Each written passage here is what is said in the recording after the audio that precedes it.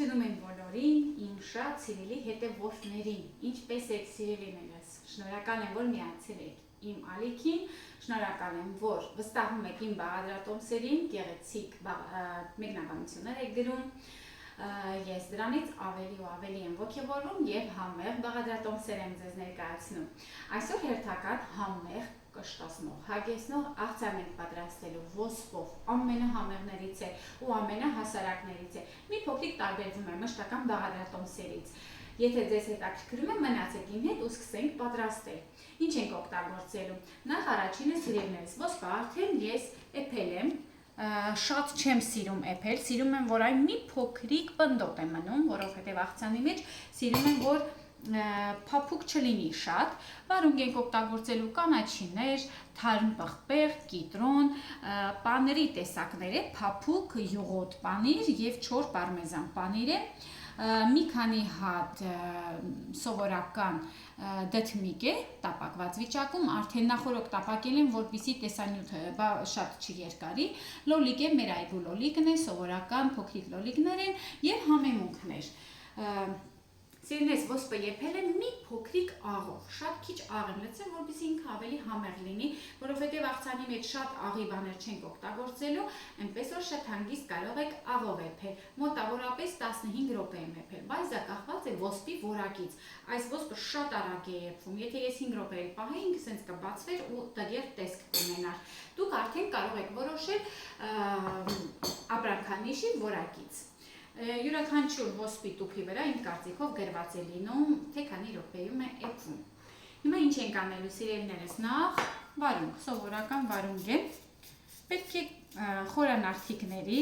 բաժանենք և ավելացնենք մի փոքրիկ այսպես գեղեցիկ կպահեմ, ուղղակի գեղեցկության համար, եթե տնական լինի, ավելի համեղ իհարկե և ավելի օգտակար կլինի, ես խանութից եմ ձեռք բերել, ամեն ինչը չէ, որ այստեղ կարող ենք տնական ունենալ,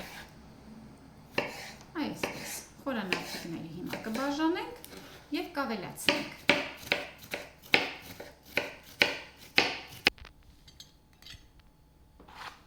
Սիրելիներս, ես մեկ բաժակ ոսպ եմ օգտագործել, սովորական 250 գրամանոց բաժակ է, բայց բաղադրիչների չափերը դուք որոշեք, քանի որ աղցանը յուրահատուկ չափաբաժիններ չեն ունենում հիմնականում, մենք տնական ձևով, ով ինչքան որ ուզում է, որքան որ ցանկանում է, մի բաղադրիչը մի քիչ, մի բաղադրիչը մի քիչ շատ, ոչինչ չի փոխի։ Հիմա պղպեղը, քաղցր պղպեղ է, կարող եք օգտագործել ցանկացած գույնի, որը որ սիրում եք։ Մի քիչ այսպես մսոտ լավ պղպեղ ձեռք բերեք, որպեսզի համեղ ստացվի։ Կարևորը որ լինի թարմ, որակով։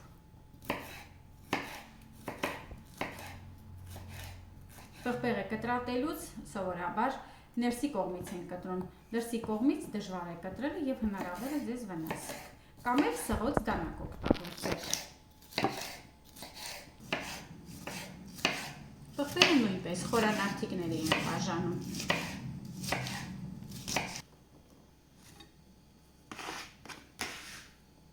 Ավելացնում ենք ու խառնում ենք։ Այսպիսի աղցանները խորհուրդ եմ տալիս ընթացքում յուրաքանչյուր բաղադրիչ ավելացնելուց խառնեք, որպեսզի չափերը ձեր համար ավելի հստակ լինի, որ կողնորոշվեք, թե յուրաքանչյուր բաղադրիչից որքան պետք է ավելացնեք։ Լոլիկ եմ ավելացնում, հենց երկու մասի կբաժանեմ, որովհետև փոքրիկ լոլիկ է, բայց եթե սովորական լոլիկ լինի, կարող եք մի քանի, ոչ թե մի քանի, այլ էլի խորանարդիկների բաժանել։ Այնպես ենք անում, որ բոլոր բաղադրիչները իրար հավասար լինեն, որպեսզի շատ տարբերություն չլինի չափերի, իհարկե գեղեցկության համար է դա։ Տնական լոլիկից համեղ բան չկա, շատ համեղ է ու ընտիր։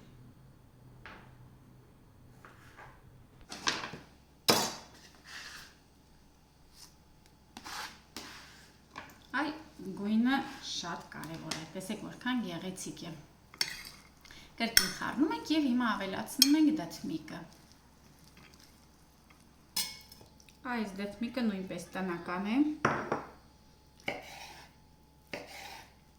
սովորական սպիտակ տեսակի դխմիկներից է, ձուկինի չի, որ չգիտեմ հայերենով զուկինի են ասում, թե ցուկինի են ասում, ես չգիտեմ ինչ անուն են ասում, իտալերենով զուկինա ավելացնում ենք, կրկին խառնում ենք, տեսեք ինչ հրաշք աղցան է, այն կարելի է ուտել նաև որպես սովորական ճաշ, որովհետև բավականին հագեցնող, սպիտակուցներով և ածխաջրերով հարուստ։ Պանիր ենք ավելացնում, յուղոտ պանիր է,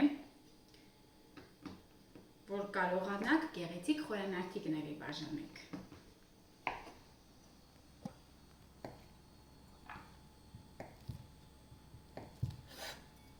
Չգիտեմ, Հայաստանում, այ օրինակ մեկնաբանություններում կարող եք նշել, ինչ տեսակի պանիրներ են վաճառում յուղոտ լինելու համար։ Օրինակ ես հիշում եմ, երբ որ ես Հայաստանում էի բնակվում, շվեյցարական պանիրների լավ տեսականի կար, որ բավականին յուղոտ էին։ Բայց քիչ ենք ավելացնում, շատ պետք չէ, այստեղ մոտավորապես 100 գրամ էլ չկա երևի։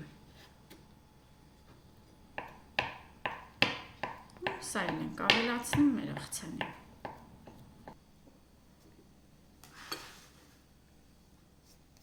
Անմիջապես կավելացնեմ նաև պարմիզանը, քերիչով եմ անցկացնում, որովհետև պարմիզան տեսակի պանիրը աղի շատ համեղ պանիր է, իմ ամենասիրած պանիրներից է, իտալական պանիրներից, իհարկե նաև մոցարելան եմ շատ սիրում, այստեղ բավականին մեծ ընտրանիկ կա պանրի, ես օրինակ պանիր շատ եմ սիրում, ամեն ինչի մեջ կարող եմ հանգիստ օգտագործել։ Սա էլ ենք խառնում, լավ, տեսնում եք ինչ հարուստ աղցան է։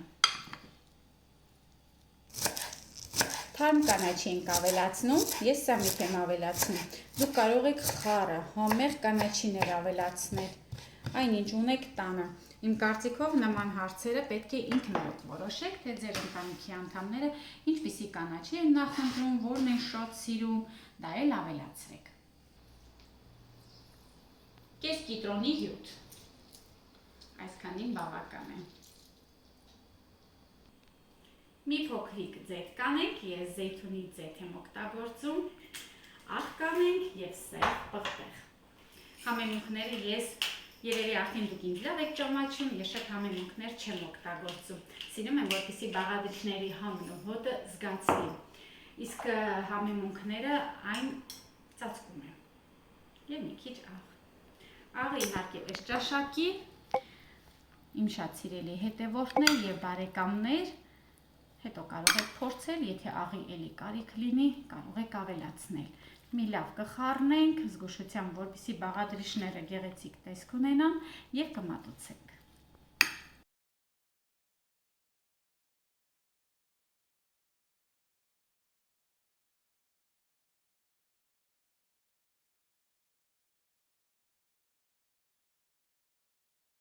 Վերջ մեր համեղ աղցանը հագեցնող, կշտացնող,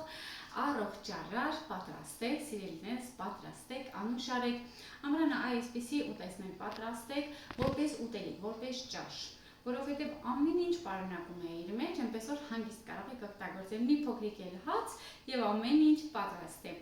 Սիրելիներս, ձեզ հաջողություն կասեմ, մենք կտեսնենք հաջորդ տեսանյութին, շնորհակալություն եմ հայտնում, որ մնացիք իմ հետ, պատրաստում եք իմ հետ, ես կփորձեմ ձեզ կասեմ համ ինչպիսին է, դե ինչ, հաջողություն բոլորին։